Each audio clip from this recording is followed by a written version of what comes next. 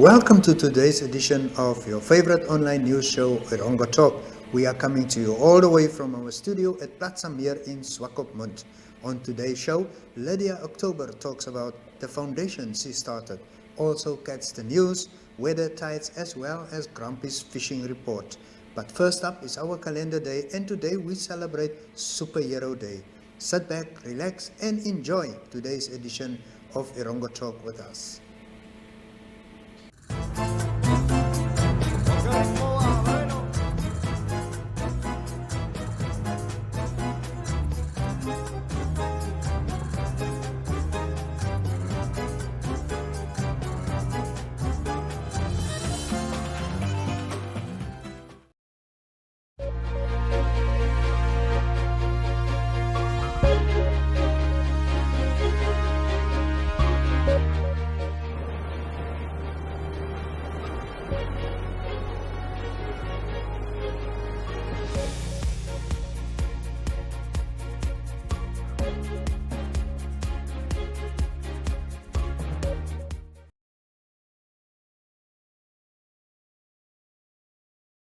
In today's news, the coastal town of Swakopmund will host the first Africa Economic Leadership Expo under the theme Discover Namibia, Doing Business in Africa from the 23rd to the 25th of May. An estimated 120 exhibitors from the continent are expected to showcase their products and services at the event that will be staged at the Swakopmund Hotel and Entertainment Center. Co-founder and president of the Africa Economic Leadership Council, Heinrich Hafeni, who is also a Swakopmund Municipal Councillor, said that the main aim of the event is to expose and promote Namibia as a continental business partner. It will allow for central government, corporates, diplomatic missions and entrepreneurs to meet and engage one another.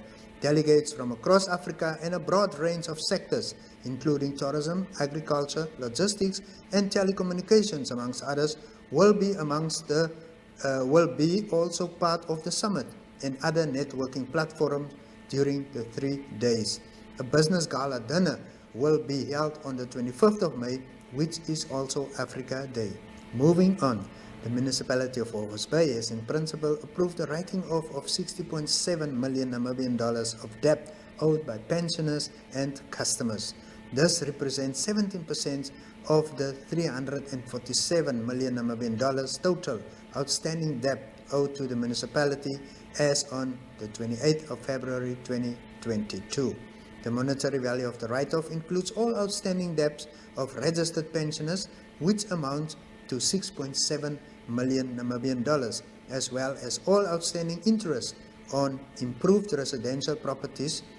This is 54 million Namibian dollars from the date when the interest started accumulated up to the end of February 2022. According to the minutes from the last council meeting, 102,369 customers and 1,026 pensioners will benefit from written-off debts. The decision to write off the 60.7 million Namibian dollars was taken by the municipal council to offer financial relief to both single residential and business ratepayers of the harbour town. And finally, a joint venture company consisting of King Charcoal Namibia and Carbo Boys, a major charcoal distributor in Europe, applied to lease or purchase an area of 5 hectares on Farm 38. The application has been noted and the Town Council's Management Committee supports and approved the proposed plan. The land applied for is situated opposite Dune 7, just 10 kilometers outside Walvis Bay. Tidal Wave Investment 149 plans to construct a significant number of warehouse facilities in order to build up market-ready stock as well as duplicate the current activities of King Charcoal Namibia, which is currently exporting an average of 3,000 metric tons of charcoal monthly. The joint venture will create at least 60 jobs, opportunities as well as potential employment in the transportation sector. Additionally, the venture will have an impact on container transport, clearing agents and other general businesses areas of the local economy of the town. That concludes our news for today. You can catch these and many more stories on our brand new website at www.erongo.com.na.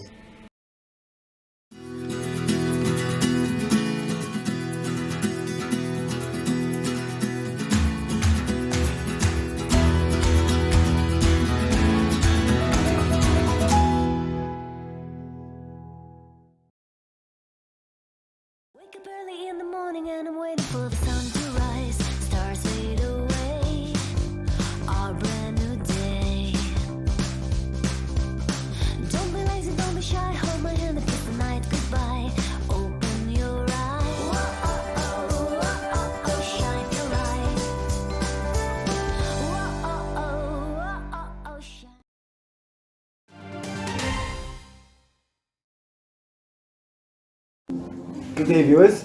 I'm joined by Lydia October, who's the founder of the October Foundation here in Welfish Bay. How are you doing? Yeah, thank you. How are you? I'm doing great. You guys have done quite a number of engagements when it comes to helping out the communities through donations and all that. Can you just tell us a bit about the foundation itself and how it came about? Okay, so the October Charity Foundation is a nonprofit organization that was founded in 2019. I officially launched the foundation at the Kids Haven, the Walvish Bay Kids Haven here in town. And ever since then, we have been implementing activities around our community. We've hosted vision board parties, we've hosted beach cleanups, we've went around spreading awareness around mental health as well as alcohol and drug abuse and gender-based violence. We have an online podcast called The Lit Lounge, where we spend most of our times interacting with the youth and people out there, sharing stories and encouraging people to look into mental health and take it very, very seriously. Yes.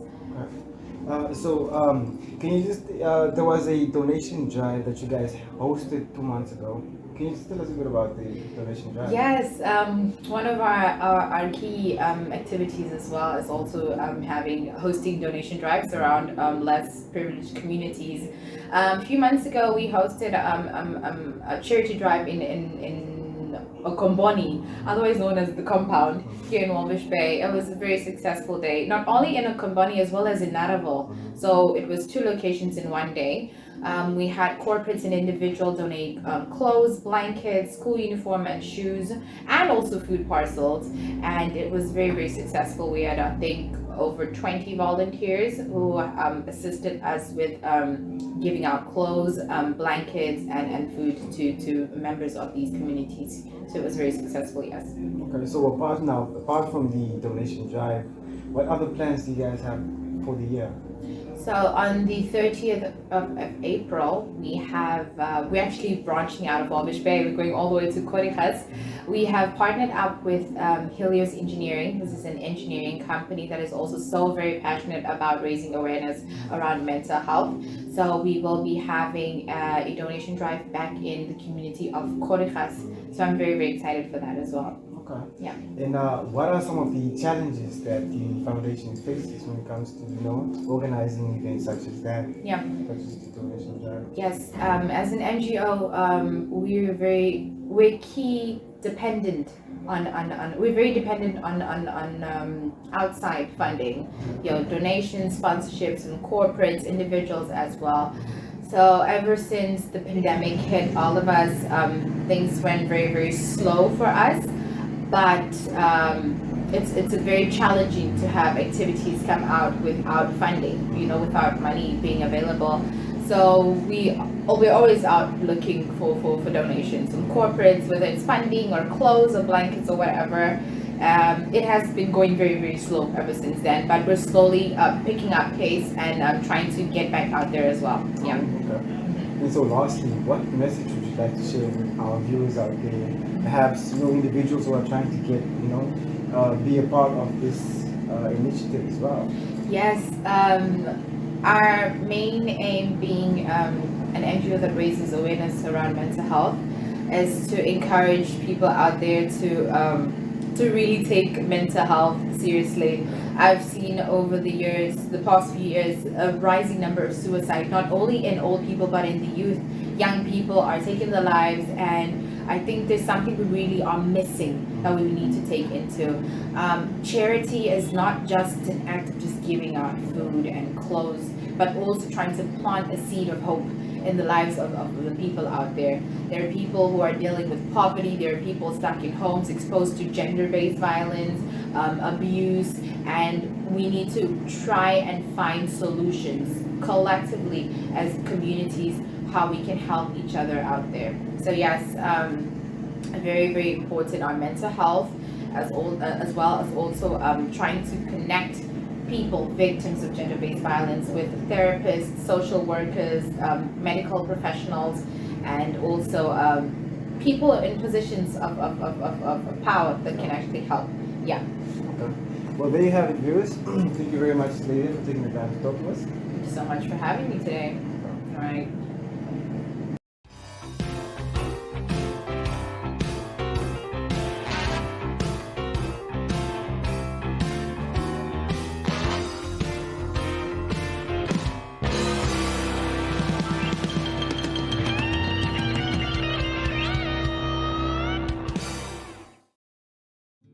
This week on Erongo Talk, we visit the tranquil Sandwich Harbour. The Sandwich Harbour Lagoon is one of Southern Africa's richest and unique wetlands and one of 5 Ramsar sites in Namibia. Sandwich Harbour boasts 2 distinct wetlands and associated mud flats. One is aquifer fed and supports typical emergent vegetation but is slowly disappearing due to natural causes. The second undertidal influence consists of mud flats and raised shingle bars. Wedged between the sea and the Namib dunes, it is one of Namibia's most important coastal wetlands, supporting 8 endangered species along the large numbers of wading birds. Several sites dating back 1,000 years exist within the site. Human activities have included fishing, guano collection, and hunting. The dunes of Sandwich Harbour is perfect for a lookout spot to look over the ocean and the dunes, and they also serve for some exhilarating dune driving. Sandwich Harbour, right here on Erongo Talk.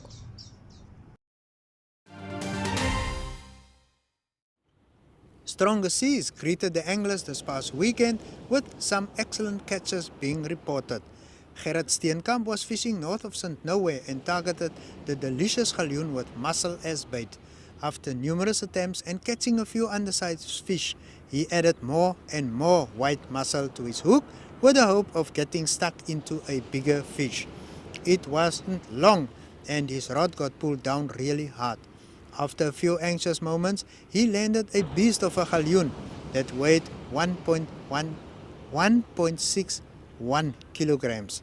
This catch got him the bragging rights for the day at Skibber Bar with its weight and his name on the blackboard for all to see. Nice fish indeed. Then along came Etienne Peters, who fished at mile 72. He was using octopus as bait and got stuck into a brute of a fish. The fight was on and the fish took line, but Etienne skillfully controlled the fish and he succeeded in landing a 127 centimeters in length cop. Octopus is also a very good bait to use for steamras. Be sure to take some along, especially if you are fishing the northern shore around the Cape Cross area. The ski boats were a bit quieter and very few ventured out to the sea. The swell was big and this makes getting the boats in as well as out of the water very tricky. The Swakopmund area produced some pan-sized fish but not too many. This week's conditions look more favorable and we expect some good catches. There was, however, something out of the ordinary. Sardines came in close to the shore at Aphrodite Beach and at the Bird Island area. Quite a few anglers heard about this phenomenon and used their cast nets to catch the sardines. Some packed them for bait and some made delicious roll mops. The birds and seals also had fun with the sardines in the swallow water, while some photographers got hold of nice pictures of humpback whales feeding on the sardines too. Finally, the second interclub competition took place at Wurrungby. The water was quite strong and this made the conditions a little bit tough. The anglers, however, preserved and some good-sized spotted gully sharks were caught. These strong fighters are caught by using mostly mullet heads. It's their favorite for sure. So go check out the results on our website at www.erongo.com.na.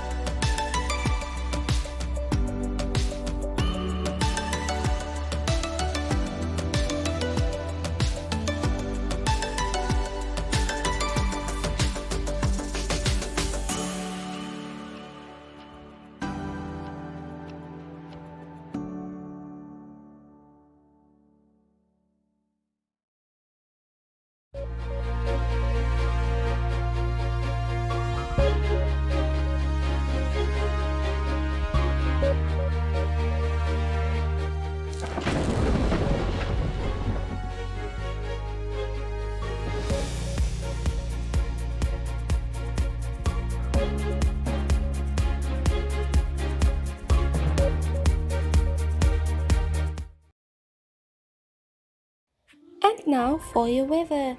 Sunset at the coast will be at 21 minutes past 7 on Thursday, and sunrise will be at 21 minutes to 7 on Friday. Walvis Bay will have a maximum of 25 degrees Celsius on Thursday, and for Friday, a minimum of 17 degrees Celsius and a maximum of 24 degrees Celsius. A 11 knot southwest wind will prevail. Swakopmund will have a maximum of 23 degrees Celsius on Thursday, and for Friday a minimum of 16 degrees Celsius and a maximum of 22 degrees Celsius. A 9 knot west wind will prevail.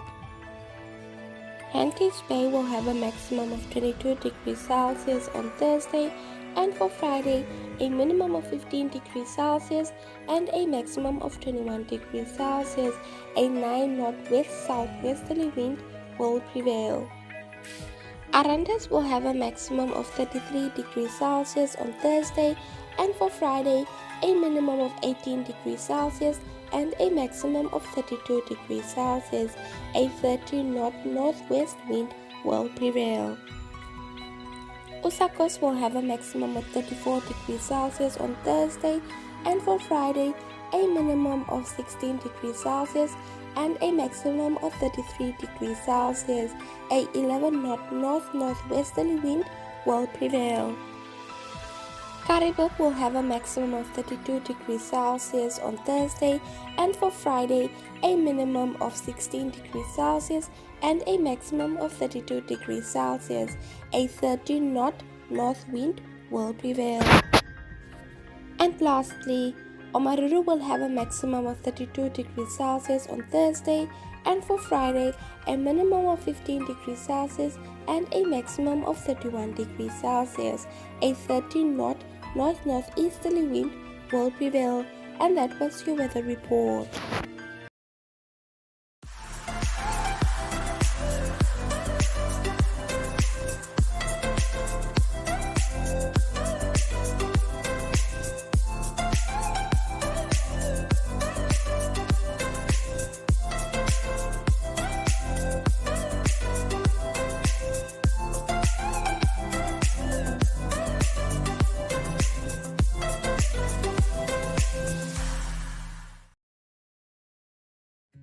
Adam Tas is coming to Windhoek to help build a brighter future for education. Join us at the Sounds of Caring concert at Windhoek High School Vegkop on 20 and 21 May, where he will be performing with Von Arends and Rian Smith. Tickets cost $200 Namibian and are available via eticket.my.na. All proceeds go towards the African Child Development Trust.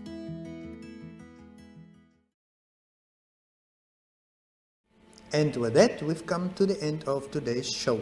Join our online family of more than 90,000 followers. Go like our Erongo Facebook page and visit our website at www.erongo.com.na for information and news about our mighty region. Send us your news tips, photos or video clips to newstips@erongo.com.na, or if you would like to advertise and reach over 1 million customers, yes, contact us via WhatsApp or Telegram on 0811700040. And if you are in need of quality company, go check out our NMH TV channel 1up2.com, or join us on DSTV channel 285 or GoTV channel 94. Finally, also remember to check out details of our Mother's Day competition running on all our social media platforms. With that, I'm saying cheerio.